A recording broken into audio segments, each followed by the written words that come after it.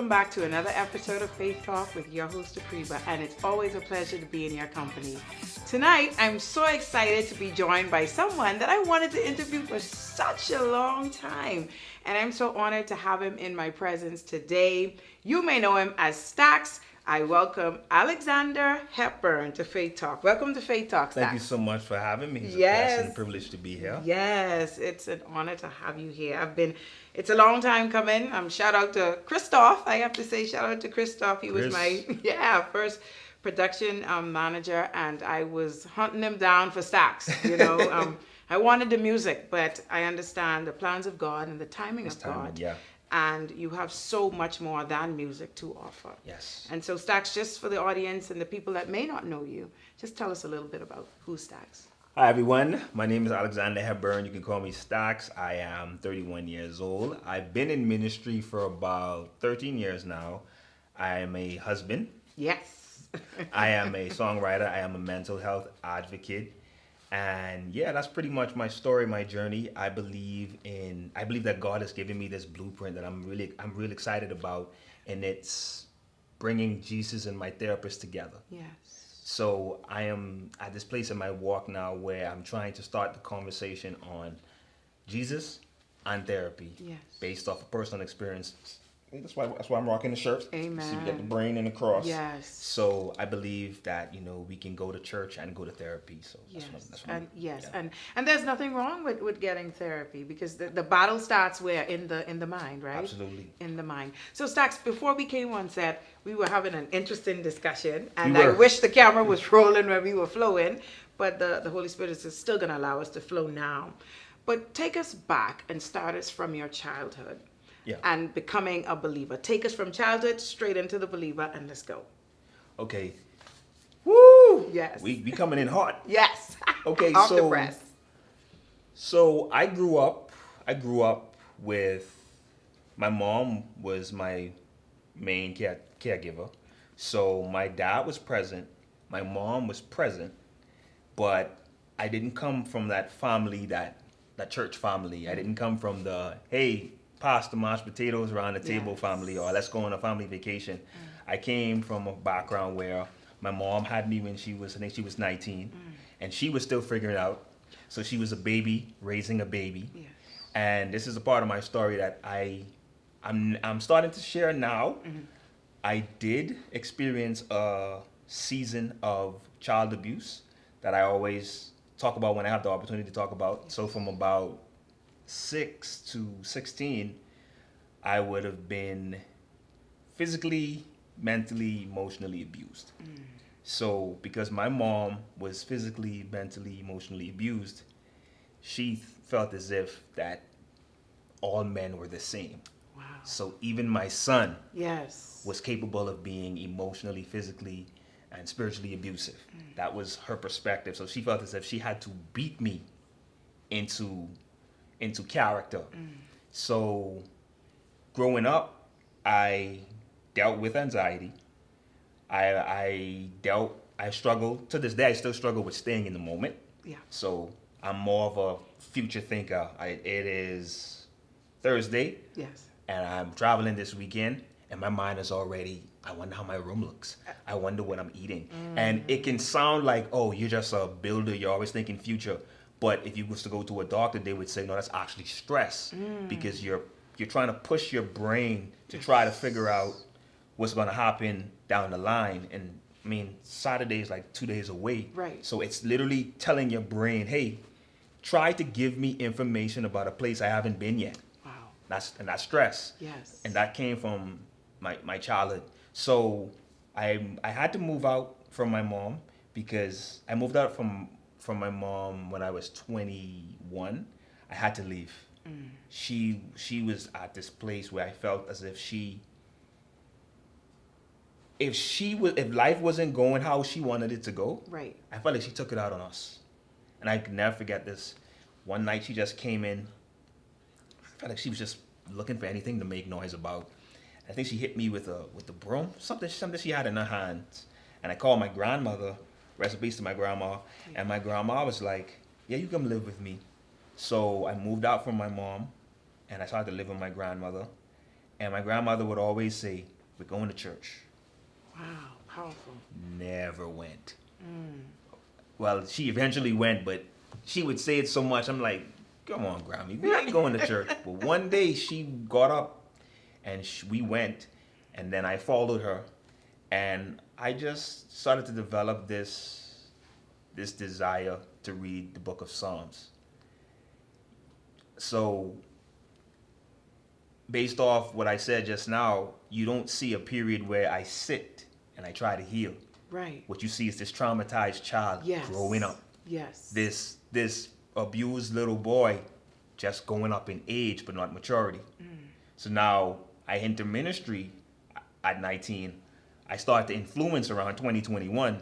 So now it's this 21-year-old broken boy who doesn't understand anything, who doesn't get to a place of healing or start the journey towards healing until 27. So walk with me. Yes. 5 to 16, abuse. I still got marks from those episodes this day. Since we on camera, we keeping it real. Yes, yes. Wow. Yeah, all of these are belt marks. Oh my. So my mom was just used to pick up anything and just started swinging. Wow. So that's 5 to 16, and then 16 to about 21, I'm now aware of my dysfunctional way of doing things. I now know why I'm angry, but I don't want to deal with it. Right. I know why I am aggressive, but I don't want to deal with it. And then when I come in ministry, I'm now able to hide it. That's deep. So for me, the healing really started at 28. So from 5 to 27, I actually learned that a man wasn't supposed to be controlled by his emotions at 25. Wow. So up until 25, Yeah. if I didn't feel like coming to this interview, I wasn't coming. And when you called me and asked me why I didn't make it, I would have told you because I didn't feel like it.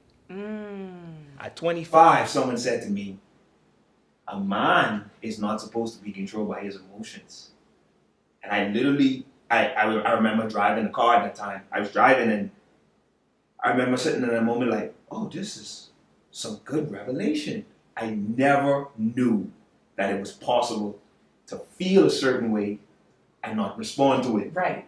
I was just used to feeling and responding. So if I'm angry, I'm going to react. If I'm sad, I'm going to react. I learned at 25 that I could actually say and choose a different. I didn't have a father, and my mom was abusive. I learned how to be a man through my walk with God. Wow. I was about to ask you that, Stax. Your mom grew you up. So where was your dad? Did you ever meet him? My dad and I have a talk about what you had for dinner, like this color shirt kind of relationship. But we never had the relationship where you could pick up and call. He took everything as a joke. So like when you're going through like change in your voice, bass, puberty, hey dad, what's going on? Some off the wall joke. So you could never talk that. Everything to him was always a joke. And my mom was unapproachable. She really got approachable when I got saved. So me and my mom just started hugging 4 years ago. Wow. She's been around 51 years. Oh my God. And I mean, I don't want to jump Stax because it's a lot we got to talk about. But even like, was she involved with your wedding and all of that? Oh yeah, me and my mom. My mom is my homie. My mom is one of my besties. We are tight now. But it wasn't that way. It wasn't that way. No. Wow.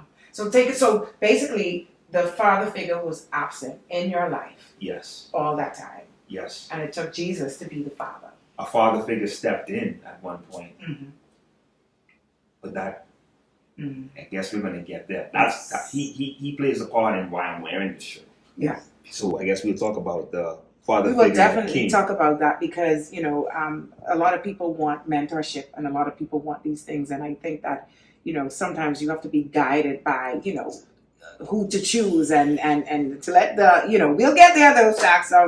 We're going to get there. So let's carry on. Once again, we were having a conversation about how did Stax get saved? I was 19, working at this office, and I had some summer students. And this guy's name is Rashad. He walks up to my desk and he says, "Hey, good morning. I'm praying that the Lord's going to save you." And I wanted to punch him straight in the face. Oh my God. I'm about to lean over and knock him clean out. Right. And I remember feeling so disgusted, and I felt disrespected. Like, you just walked up to me and cursed me because I was so in my sin. Yes. Like, just to hear the name Jesus was like convicting to me. So 2 weeks passed after that, and I started feeling conviction for things that never bothered me. I was writing music at the time, Right. but it was horrible. It was profanity filled. It was vulgar. It was terrible. And all of a sudden, I just felt this desire to clean it up. So rewind and come again, STACS. You wrote music Yes. that had everything inside of it. Yes. Wow. I was out in these streets. Wow. Out in the streets. I was out in these streets, Wow. being ratchet. Wow. And after he said that, like, things started to change for me. I stopped going to the club. I used to go just to say I'd been. Right. Like, I didn't have a vehicle. I used to get busted clubs, yo. Wow. And then hike ride home. Just to be there. And I had a curfew. Oh my God. And I risked the curfew just to be with the crowd who didn't even really know me like that. Right. Like, who's this guy? He's a loser. He doesn't have a car. But anyway, Wow. so after that seed that he sowed, and my grandmother started going to church. I just opened up the book of Psalms. I started reading it. I'm gonna go to my Grammy and say, "Grammy, remember that scripture that you was telling me about?" I just read it. And she was like, "Yeah, good job." So she came to me one day weeping, and she said that God told her that he needs her to get back in alignment because I need her. Oh. So she told me this, I think this was a day before my baptism, and she comes to me weeping saying, "God told me that I need to get back in alignment. I need to get back to where I was in him because you need me." And I got baptized, and it was I can't describe it. It was a empty, shallow. I was 18 in my room just looking up at the ceiling and saying, "Okay, if you are real, show me." And I'm like, "Alex, what are you doing? Like, you got so much ahead of you. Like, you really are trying to figure out if God exists." But it was like this, I felt like this hole was on the inside of me. Ever since he spoke those words, you're gonna get saved. And I said, "You know what? I'm going all in. Turn the music around, and just did a complete shift." And of course, it was rocky because I was young. Right. But it really started with that one summer student. To this day, I still message him and say thank you for that. My God. So the music that you wrote in these Is you talking about that? I have to. I want to know. Did you perform these things? I mean, or you were just writing these things? I did one or two things in the club, but it's by his grace that not too much people were able to know what was going on. Hallelujah. Because I can't picture people saying, "I remember when you used to." And So right. I was in the early stages of Wow. it, but it wasn't as big as it got when I started doing gospel. Wow. And just to hit on the music stuff, you're very creative. That is one of the things that I know God has gifted you with that. It attracted me to it because I was like, you don't really hear good gospel rap, and someone that's really talented. Does it just come in, like, what happens? Do you just get downloads? What is your music derived from? Like 13 years in, Mhm. and I still get emotional and overwhelmed when I hear the finished product of a song because I know that it's not me. My God. To this day, I literally 2 days ago, I was thinking about getting ready to do this music video. And the music video, it has like a Grease, John Travolta, Olivia, John Newton kind of feel to it. And I was listening to the playback of the song, and I was saying, "Man, we was about to throw this beat away." But I'm listening to the song, and I just got overwhelmed because I know it's not me. I don't come from a family of musicians or artists. My mom doesn't rap, my dad doesn't rap. It literally was a gift that was always there, but it just needed to be sanctified. Yes. So for me, if I hear a beat, that determines the mood of the song. Or now I'm writing music from a place of where I've been in my life, but it comes natural, and I always get overwhelmed thinking about it because it's not inherited. Wow. Was music a favorite in school? Oh yeah, I was writing music in the 10th grade, in the 5th grade. So you should have like books and books of just scripts, right? Yeah, no, that I don't have those books. Oh my Hallelujah. God. I don't want to see those books. No, but okay. Okay, right, because you've been delivered from those books. But take us in, Stack. So now you're saved. Yes. And your grandmother passed away. Yes, she passed away 3 years ago. Wow. How did that, I mean, with her being the person that took you in and, you know, laid I'll call it the foundation. Definitely. Definitely. How did you receive her death and her passing? I mean, no, I still cry about my grandma now. Me, my wife, and I were at my mom's house, and they were talking about her. And all you saw was my mommy is like, boy, him, he loved that woman. Yes. I was just with my grandfather and my dad on Sunday, and we was talking about it because I actually moved back in with my grandfather after she passed, and I lived in the room where she dropped dead. Wow. So every day I was waking up, going to work, just walking over that spot, it didn't really hit me until I moved out. Like I never really processed it. So now I kind of do more of my crying 3 years later because I'm the kind of person I'm so used to. All right, this happened. Let's cry about it. Let's wipe those tears. Let's keep moving. So I had to learn to just slow down and grieve that moment. But I don't think that's something you ever get over, especially when they didn't see you get married. They didn't see their grandchildren. All of us are a product of my grandparents. All of us grew up. My nephew just turned 16. He was there from he was a little baby. My sister just turned 34. She was there from she was a baby. Wow. And I was like, we were so close for you to see the great grand. Yes, so yes. I still think about my grandma. I still post pictures, and I still have my snotty moments, and I send my wife pictures. Babe, that was supposed to be personal. Yes. Oh my God. So still processing that. I don't think you ever really get over losing a loved one though. I don't think you do. But you know, and you know, I had a guest on the show. I know Jewel would remember, and her situation was steep. Growing up, not realizing who she was until she was 11 years old. She had no name, no identity at all, and the only person that she had was her grandmother. You know, she knew nothing. And when Grammy left, she said it felt like, you know, God just took that too.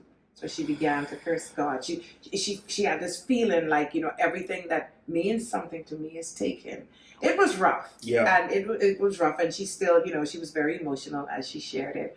And so I understand, you know, especially when that's the person, you're being abused, all of these things are happening. This is the person that is, I mean, my foundation. And now she's pulled away. And man, I used to be 25, 27 in the bed with my grandma watching Netflix. Like she's my, I also call her my second mother. Yes. But she was kind of talking like she was getting ready to bounce.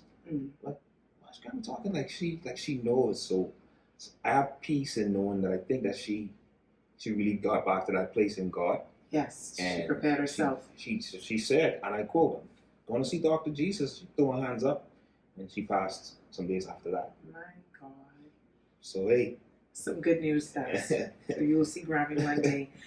So now you're in the church, you're saved, and one of the things that happens for sure, people go to the church and we want to pick up mentors, and we want to, let's just get right into it. We want to find, especially, I've seen this a lot, Stax, and maybe you could help me. A lot of people that have not probably had fathers or mothers will find a mentor who will say, I didn't have a mother. I will find a woman, and I will look up to this woman to be the mother figure, not the mentor. Talk about it. I've crossed a lot of people like that already that have spoken these things. And then when they find out they're at the hands of, they're being abused or something is going on, that it's like it's shifted. So we didn't stick to the script. You were supposed to do something to me and I was violated, or something has happened. I've had people like that already here. And I mean, it is, tell me about, did you pick up a mentor? Did this? I'm sitting here I'm sitting here in awe because I was talking to Jewel a little bit about it. And, you know, Jewel. Yes. Jewel has character. Jewel is like, Yes. you know, I think I know the story, but you know, let's zip that right there. Let's talk about that later.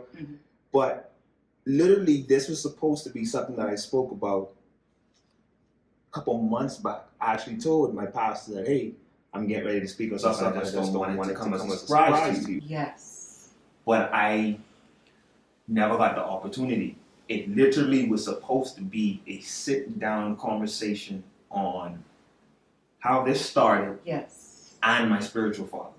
Wow. So that you literally said everything that was supposed to be in the works.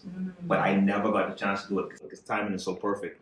So 2014, I was church hopping because I just got tired of religion. I was at this church. I was saying, hey, if you hang around with these people, you're going to hell. Like, to the point somebody was like, I'll give you a book to read why you don't want to be around people who worship on Saturdays. Oh, wait, my group member at the time worships on Saturdays. So this literally has the ability to cause me to don't like him. Right. And they was just preaching on, you know, who goes to church on this day and the Sabbath is on that day. And, you know, okay, they wasn't really preaching character and loving Jesus and healing the sick and all that stuff. So I came out of the Sunday church and I went into the Saturday church. And I could never, ever forget this sermon. The pastor walked up and he said, Jesus told Nicodemus that if you want to enter the kingdom of heaven, you have to be born again. The people who worship on Sunday, they cannot enter the kingdom of heaven. So he just took that whole scripture and twisted it. And they would make jokes like, look at you. You sound just like a Sunday goer. Like, what in the religion is going on here? Wow. So I left and I became hungry. So I started church hopping. And I came to this one particular church and I had a tithe envelope in my pocket. And I said, God, wherever I place this tithe, this is the church I'm going to attend. Yeah. And the gentleman at that time, he said, hey man, so he called a meeting. He said, man, I noticed something that whenever you talk, you always use terms like bro. And for me, that was weird because I'm the type of person, I will call a man sir, but it would be yes sir, nurse, no sir. Yeah. But most likely, I'm going to use the word bro. What he did was he tried to make it sound as if I was using the word or the term bro to an older gentleman, it spoke of a father wound. So this is how he's laying the premises. Right. You can't call an older man bro because that means that you have a father issue. Okay? So I joined the church. 2 years after that encounter, he just called me son. I was talking to him about the situation and he just said, love you, son. Now, what the Lord later said to me was, every label, there must be a conversation before a label is placed. Yes. You cannot allow someone to walk up to you, label you a spiritual son or daughter, and you run with it. No, there needs to be a conversation. Matter of fact, if you love me, you need to tell me what a spiritual father does, what a spiritual mother does. Yes. You don't just call me in and say, come, let's go. Right. So when he called me son, I was like, oh, well, he already told me that talking to an older man and using the term bro was wrong. And he called me son, and life is apparently incomplete without a spiritual father. So I need to make him that. So I made him that. There was never a sit down to discuss what that meant. It was just, let's go. So I was transitioning from my group into my solo endeavors. Yeah. At that time, he was a big part of the branding to the point where haircuts, the kind of clothing I wear, you know, I just gave everything to him, everything. And I put him on that pedestal because I was young and groomed to believe that without a spiritual father, my life was incomplete. And because I wanted that father figure. Yes. Yes. Yes. Wow. And let's just say that that transition led me into suicidal thoughts. There was a period of my ministry where if you kept up, things got really, really quiet. You hardly were seeing me. And I would honestly say, in all transparency, it was probably beneficial that you did not see me, because I was in a situation where someone who was supposed to be a safe space actually turned out to be a stranger. Like, that meeting introduced him to me. Something happened, and I always, like, if I'm gonna show my scars, that's nothing that I won't share. I had a situation where I was talking to someone on iMessage, and I got angry, and I sent them a profanity-laced text message. I'm a leader in the church at this time. Right? A new ministry in the church. So you know what they do? They did the thing that saved my life. They took a screenshot of it. Right. And they sent it to my spiritual father. He calls me and says, hey, long story short, I see the messages. This is not acceptable as a leader. But the talk that a spiritual father should have with his spiritual son, or the talk that a pastor should have with the sheep or the lamb, or whoever he's shepherding, right? But this is where things started to go downhill, because he said, man, when I look at the screenshots, it's like you got angry so quickly. You need to go to Sandilands. See, nobody knows about. People know about it, but I never really sat down and spoke about it. My spiritual father was my hero, so if I came to him and I had a rash on my hand, and he said, hey, that could be chicken pox, I'm gonna run with what he said, because he was like this pet. He was on a pedestal. Yes. So I'm like, you mean to tell me this whole time I was crazy? For those that might be watching in the States or anywhere else, Sandilands is a rehabilitation center for the mentally challenged. I'm like, so this whole time I've been angry because I'm crazy. My spiritual father just gave me language. I'm crazy. Wow. So I pick up the phone and I call Sandilands. Hi, my name is so-and-so. And my spiritual father basically said that I needed to check myself into Sandilands. And the lady was baffled. She was like, sir, you don't sound like someone. I said, Mom, I'm calling you because I was told that I had a moment of anger, and that means that I need to come to Sandilands. And the lady's like, can I refer you to therapy? She referred me to a therapy company. It's called The Family. And they just so happen to be giving out free therapy sessions with a Christian therapist. So every Tuesday I was going there, and then I was doing group therapy on Thursdays. Hi, good night, everybody. My name is Alexander, and I'm here. I'm dealing with the shame, the guilt, the humiliation. I mean, I can't be like curse somebody out. My spiritual father found out. It wasn't even about how the person felt. Right. It was about disappointing him. And that's when you know that there's some kind of manipulation. You know that there's manipulation when you're not even grieved over the fact that you offended God. Right. You're more grieved over the fact that you offended this person. Yes. So watch this now. So I'm in therapy because of the cussing situation. Yeah. I'm in therapy because your boy was cussing. Right. That's it. You're being real. Being real with y'all. Yes. And while I'm in therapy, my therapist says, man, I've been listening to you talk, and everything is father this, father that. I never really do this with my clients, but I advise that you discover life outside of a relationship with him. My God. Now, because I know that the Lord has been abundantly clear with me that he's called me to pastor, because I know that, I'm now to a place now where I do my best not to just drop people. Like back then, if it wasn't making sense to me, I would just drop you. Yes. Like you doing foolishness, I ain't got grace for it. Yes. When you talk about pasturing, that's sheep and that's lamb. That's a whole different thing. You can't just drop them. That's right. Right?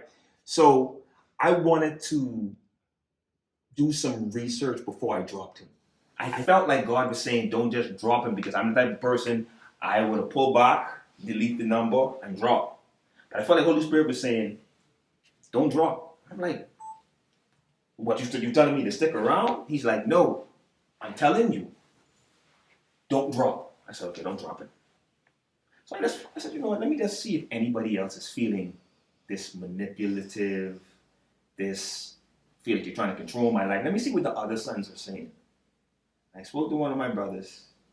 The story that he gave me was absolutely disgusting. Wow. So now I'm introduced to therapy because I was cussing. Mm-hmm. And now I'm in therapy fighting from my mind because my hero turned out to be this person that was using his role to satisfy desires that he didn't submit to the Lord. So I'm calling my brothers and I'm like, hey, what's going on? Yeah, bro, that particular thing happened. I'm like, what in the R. Kelly documentary is going on here? Right. I'm like, hold on, wait, this really just happened? And I video chat him. And I told him, listen, man, I'm out. You know, I need to. I mean, when you're saying things like, you would be a better husband if you learn how to be a better son, that is garbage. Because the way that a man responds to a woman is not the same way that a man responds to a man. What you could say is, I can give you guidance on how to be a good husband. But you cannot say, in order to be a good husband, you have to be a good son. Right. That's weird. That's straight up freaky. That's weird. Wow. Right? So he says, everything that you and I spoke about, you gave me permission to speak. So now he's turning it around to me now because I'm asking questions. Wow. Questions that I was too blind to ask at the time. So I said, okay, anyway, since you're turning this on me, this brother said that this particular thing happened. And he froze up like a ghost. And he looks me in the face and he says, yes, I did that. And that's when it hit me.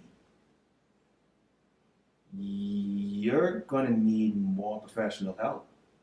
Like, this goes beyond cussing somebody out and being exposed. Yes. Your spiritual father basically just got exposed as someone who, if the situation and the circumstances were different, he would have probably been arrested for what happened. And all of this is happening in the church. In the church. That's why I'm here with the Jesus and the cross and the brain shirt. Because I was literally in a place where I had to rely on Jesus and therapy. It's not just because it's a cool shirt. Yes. I literally had my life derailed for a season by the hands of a spiritual father. Yeah. And people would hear the story and be like, well, you guys had a responsibility and this and that. And reality is this. You came on camera and you confessed to doing something that a leader should not be doing. That's the end all be all. So that was, yeah. And STACS, I mean, with the childhood that you had, I mean, with the abuse, so all of that you feel pound on you one time? It was like losing another father. Yes, right. It was abuse all over again. I literally felt like the enemy was trying to kill me in that season. Like, I used to literally envision newspaper articles, headlines.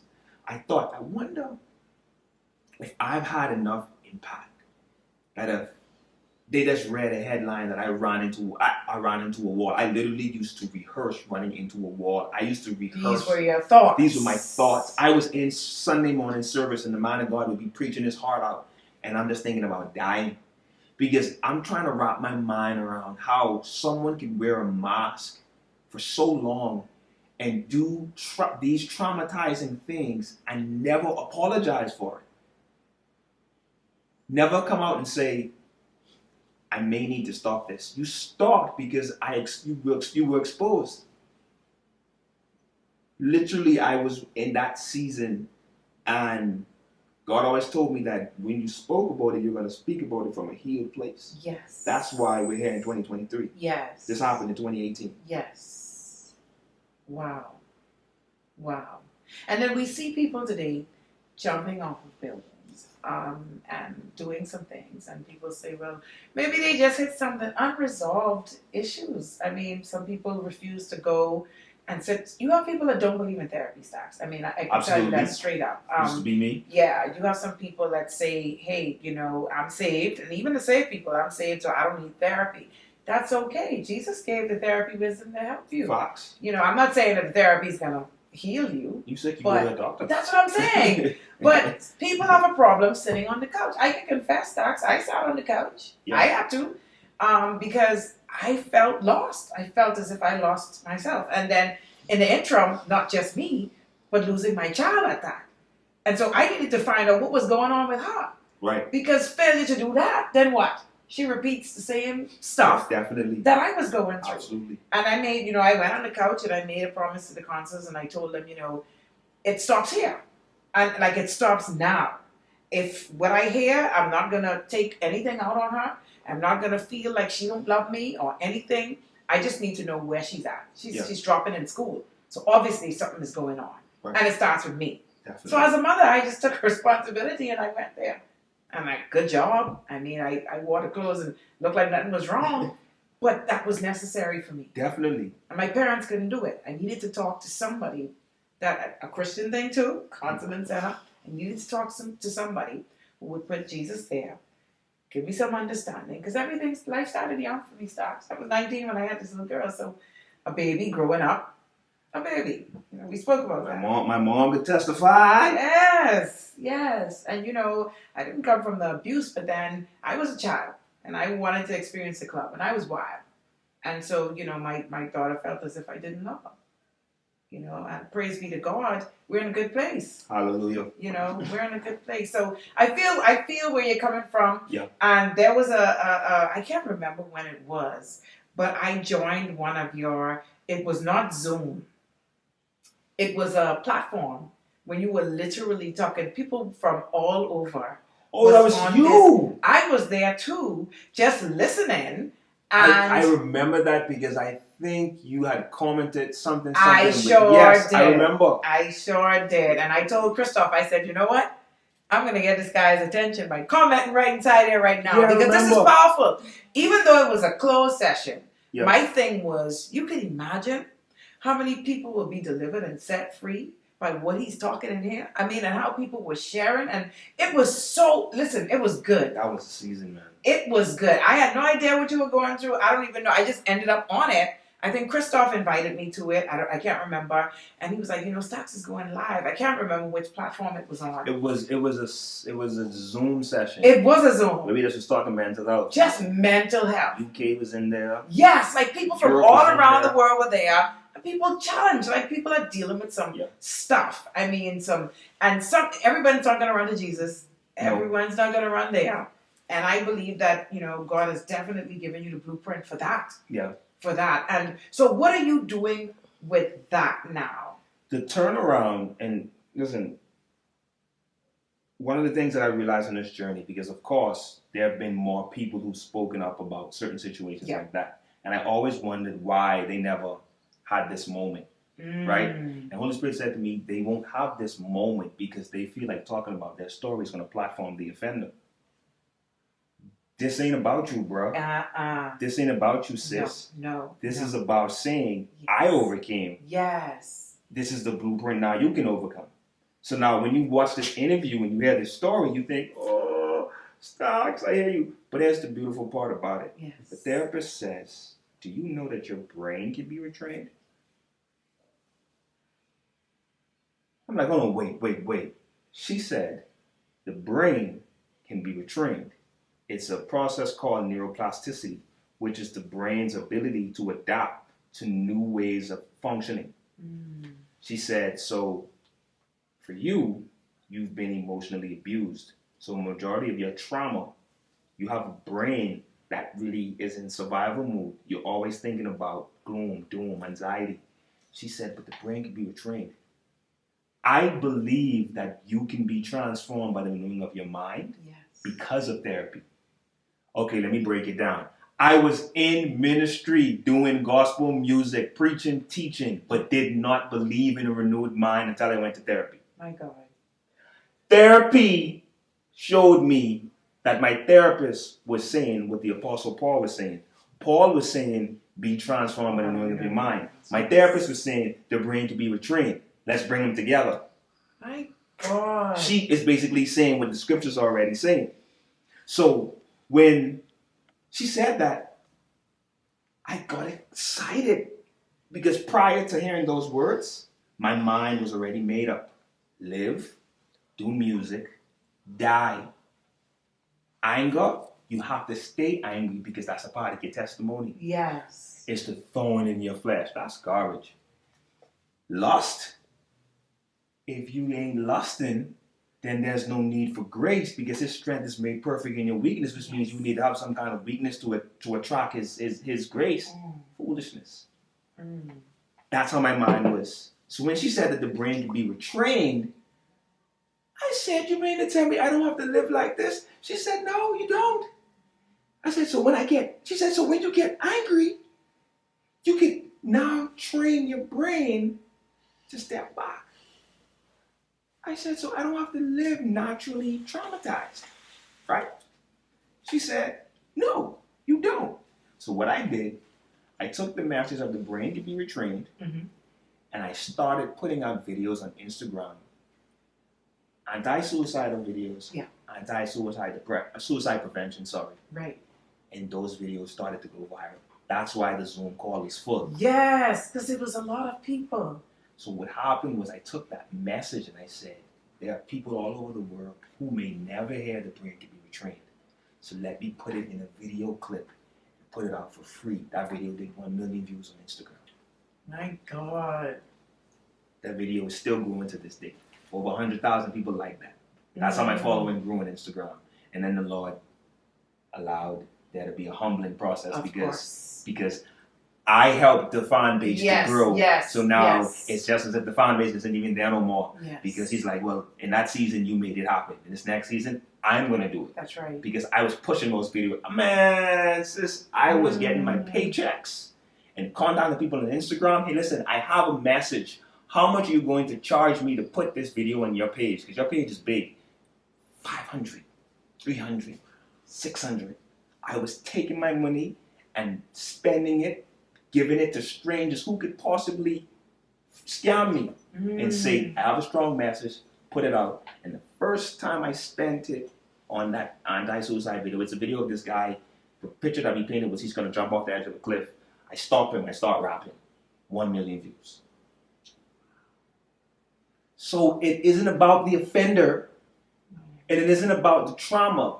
It's about what the devil meant for evil, he turned around. And that is why I am wearing this shirt. Yes. Because I've seen what Jesus has done for me. Yes. And I've seen what therapy has done for me. So now I'm putting it in my music now.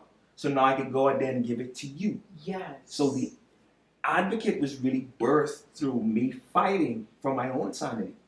So, no disrespect to him, but the story was never about you. And it's never going to be about you.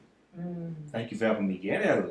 Yes. Joseph wouldn't have gotten to where he gotten if his brothers wasn't acting the fool. That is right. So, I want to thank you. That's right. For being the bus. That's powerful. That I caught to get here. That's powerful. There's your bus fare. Yes. See ya. That's right. So, that's really what I've been building on now. And I've been building it since 2018. But over the course of the last year or so, God has been saying, I need to see it more. I need you to start doing events. Do more of those mental health songs. Yes. Talk more about the depression songs. Wear the merch. This shirt was somewhere in my drawer on the wrong side. Because I didn't know if I wanted to. But then again, this ain't about you, bro. It's not about you. So it's not about you. I feel. Oh my God. Because I was listening to the story like, oh no, wait, we're talking a lot about trauma now. When the victory coming in, I forgot about the victory. Right. But yeah, man, that's how it started. That's how it started. So my vision and my dream, because I'm working on an album now, and on the album we talk about depression, we talk about anxiety, but we also talk about people who are in hospital. I have a song called Get Well Soon. I got a song called Don't Count Me Out. I wrote that song specifically for people with special needs and disabilities. And I was like, my God, I'm normally just lyrical and, come up with these messages. And God was like, I need people to be reminded that I still care about global issues. Yes. When have you seen songs about mental health or special needs or disabilities or whatever? When have you seen things like that in the media?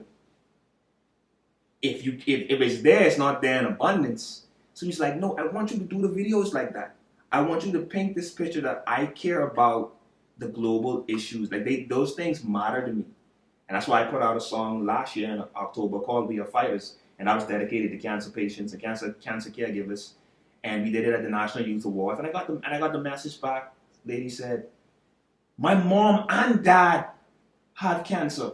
Wow. But they were present tonight. And I just wanted to thank you. And for me, mission complete.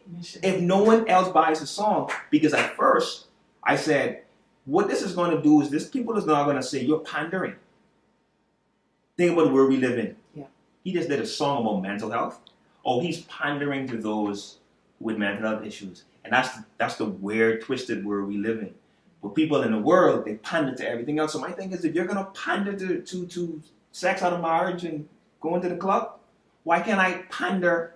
It's not pandering. It's about being Christ-like. Yes. He sees the man with the withered hand. Yes. He touches him. Yeah. He sees the leper. He touches him. Yes. He knows that he's around. He knows that he's around the woman with an issue of blood. Yes. He makes himself accessible. Yes. Yes. He tells the man who was paralyzed at the pool. He said the guy was paralyzed for 38 years. That's right. He tells him, get up and sin no more unless something worse happens. My God. What could be worse than being paralyzed for 38 years?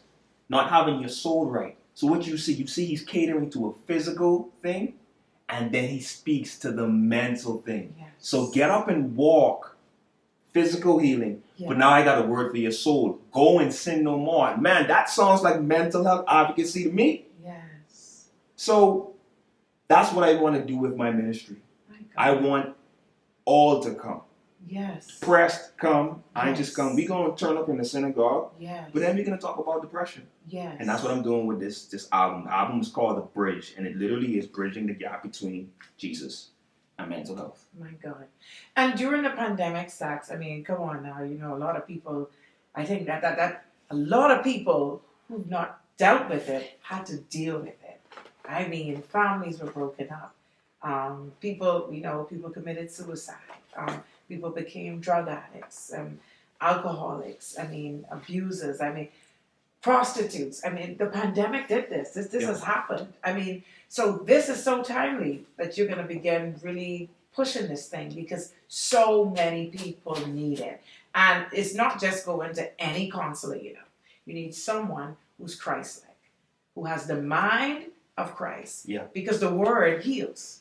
The Word delivers. Yes, ma'am. The Word sets free.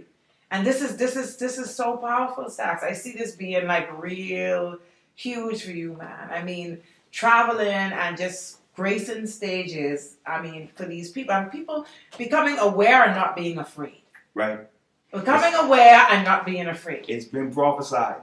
My God. He told me that in this next season, you're going to work miracles. So Yes. Here's how I envision it in my mind. I am now to the place now where I'm believing that someone will be able to come to me and say, STACS, this MRI showed my brain affected by depression. But man, I heard that song. I felt the power of God. This is the update. I want to be able to go on platforms and say, look at this. This was his brain. Yes. For all these years. And he heard a song and God moved. This is his brain now. My God. That's the blueprint. If you're going to prophesy that you're going to give me the masses, and you're gonna give me miracles. That's miracles for the masses. Yes. Let's run with it. So I've never been more focused than I've been in my life, because once the enemy wins here, he wins everywhere else. And if we could get people to stay in the fight here, they've already won 50% of the battle. My God. And I'm a product of it. Yes, you are. I'm a product of it. You look nothing like it. I mean, and that's the good thing quit about game. it. Yeah, that's a good thing about it. That's what I love, when people can see you and see that only God could do this. Absolutely. Honestly. Yes. Only God could have done this. Definitely. I mean, because everything you spoke about, and in your music, I mean, well, STACS, I'm a fan. I might as well just tell you that, and that's okay. God is, He's okay with that. He's given you that gift, and I'm a fan. It's good music. It's clean music. I even watch the videos. You create really nice videos. There's a video you had up. So much. You were rapping, but you were running in the road, I think, and I was just playing that a couple of nights ago. And I'm caught up on beats stack. What I was doing in the room? You were. It seems like you were taking a walk or you were jogging, but it was a music. It was a music album, a video. I was wilding out. I don't know what Yeah, but you was. I mean, you just do these things, but it is catching. It is very catching, and one of the things I speak about all the time is beats can cause us to get into a trance. They can trick you if you don't listen to the lyrics. But yours is, you zoom into everything. And anyone ever told you that when you speak, you sound like you rapping anyway? No. I'm sitting there, right? And he's talking to me, but it sounds like he's singing the song, like he's literally rapping. I'll take it. Okay. So before you wrap up, STACS, you found love, and love is beautiful for you. We have to hit it because, there's a lot of people that, you're cutting. Your husband's cutting up. He's blushing. And guess what, girl? You got him. I love it, a man. When you call, and they're still blushing like that. Yeah, I love it. And you just, look, I love it. And you just celebrated so quickly. Yes. 1 year of marriage, beautiful marriage. Yes, it's wonderful. Yes, and I know that, God will complete you. He will bring the thing that you need, the person that you need. She's also in music. Yes, she is. That is powerful. Ever thought about doing a duo together? Oh, we have songs. I was not about that singing wife and all that song. Better. Oh my God. I be trying to put on everything. So you on the hook or she's on the hook? Oh, she on the hook. I ain't no singer. Oh my God. I'm little verses. So, that was not a challenge for you though. I mean, connecting with love and after everything, that was not a challenge. Oh no, it's still a challenge to this day. Marriage. Hey, anyone who says that marriage, they got it, I want to sit with you and tell me more. Marriage is challenging. Every day I am just committed to knowing that she is my safe space. Yes. So every day I'm learning to remember that I am in a safe space, which means there's nothing that I can't bring to my wife. I could bring to her my long day. I could bring to her my short day. Yes. So prior to that, I used to sabotage because I didn't trust women. Coming from an abusive parent. That's why I got there. I didn't trust women. I didn't want women leaders. And here I am now with a bunch of sisters, pre-prophesied spiritual daughters. My God. And my pastor is my spiritual mother. So it's a bunch of women all around me. But that really cost us in the beginning stages of our process. I was like, she's gonna be like everybody else. She's gonna be abusive, and she's never been. I don't think she ever will be. So it's just recommitting to the truth that my wife is a safe space, and she always will be a safe space. Yes. And that's period. Amen. And every day with marriage, you learn something new about your spouse. Feelings be getting hurt. Yeah, flesh be getting hurt. Yeah, because I'm like what? I'm like 8 years in. I losing count, man. I'm like 8 years in. This is my second marriage. I never talk about the first one because I was young, and I believed that it was just a fairy tale. It was something that everybody want to get married. Yeah. I didn't get married to the will of God. I got married to a fantasy, and so that was short lived. But this now, I'll do this over and over. Over and over. I got to put that one in there so when my husband watch, he can see I'm still doing the same thing you doing, STACS. Makes sense to me. Yes. Makes a lot of sense to me. Right. So, I could talk to you all day, STACS. It was so good having you here with me. Special thanks to your wife for allowing you to come here and grace this platform. Thank you, wife. Yes. So before we leave, I always let my guests wrap up with a word. Anything that the Lord is laying on your heart to share right now with the viewers. Take it away. I would say don't throw away everything that you've learned with your test, right? What I mean by that is I feel like I'm in a transitional period in my life from job to career. I feel like I'm literally about to walk into those spaces that he has for me. And I'm so excited to get there. I kind of put some of the things that came along the journey in the back of my mind. What God said to me is when you throw out the test, you throw out the testimony. I'm like, God, what do you mean? You become so grateful that you're done that you don't acknowledge the lessons. So you're glad that you're done with the gym, but you don't even realize that you just built muscle for what's next. And sometimes we are just relieved that the story is over, that we fail to realize that you done became a whole CEO, millionaire, and multi-millionaire, business owner. That period that you don't want to talk about no more built you for everything he has prophesied if you would only stop and look around. Because when you talk about it, boy, that was a season. God was like, that season showed me that I could send you to the boardroom. So my word of encouragement would be, don't be so relieved that you are out of a season. Don't be so relieved that you are done with the test that you throw out the testimony. Because if you stop and look and realize he's been preparing you this whole time. For me, it took 13 years to get to the year that changes my life forever. And there are some things on this journey that I want to forget, but I need to stop and remember the pain, because the pain now shows me how to endure, and it now shows me how to be what I never had. So don't throw out the test. Don't throw out the testimony. Amen. Wow. So, STACS, if people want to be socially connected to you, what are all of your social handles? Okay, my social handles are, don't follow me, follow Jesus. I don't want any of you following. No, I'm just playing. You had me that moment. I was like, Jewel, you gotta get that. You had me. My wife is gonna see, why you do my that? God. I always do that. I always do something like that. I am STACS. It's my really God. simple to remember. Yes. STACS without the K, STACS, on all social media platforms, TikTok, Instagram, Facebook, all that good stuff. So, yeah. I am STACS, and more music to come, ministry, and so much more. Once again, it was a pleasure having Alexander Hepburn here with me, aka STACS, and I pray that you enjoyed this session. May the peace of the Lord be with you always. Until we meet again, God bless you. It is our prayer that you are blessed by this episode. Be sure to like, comment, subscribe, and click the bell to receive notifications of new uploads.